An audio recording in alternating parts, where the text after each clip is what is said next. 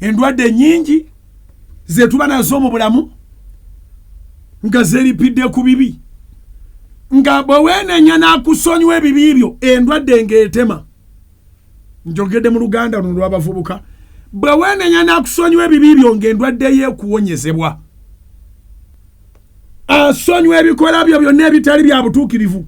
Awonya endwadde zo zonna. Akantu akatono kasobola okubaako n'otandika okunenya Mukama n'omugamba era onvuddemu ondesse nga weerabidde nti bulijjo akuleka n'ebibi byo byonna. Bulijjo akuleka. Takukolangako ng'obutali butuukirivu bwo bwe buli. Nze tankolangako ng'obutali butuukirivu bwange bwe buli. Asonyiwa nga teweenenyeza na kwenenya. Naye ekisonyiwa osinga okukijjayo nga weenenyeza. Asonyiwa ebikolwa byo byonna ebitali bya butuukirivu.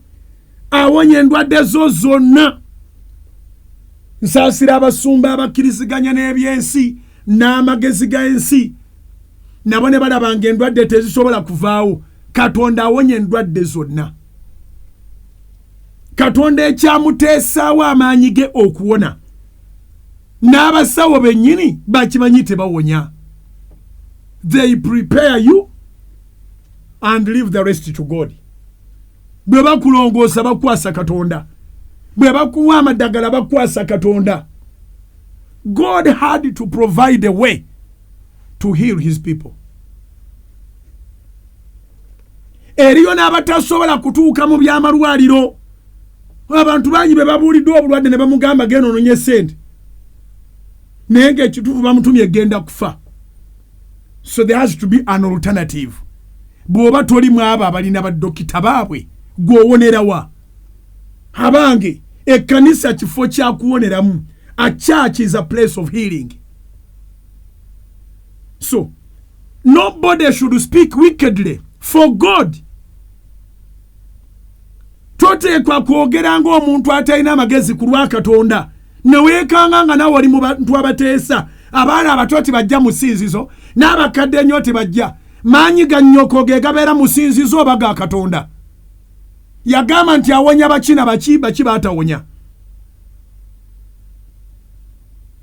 Omala otya okusaidinga ne sciences ate n'oga nti olina Katonda. Ne mukulyetinga entiisa awali atatya. Mukulyetinga entiisa awali atatya atiibwa.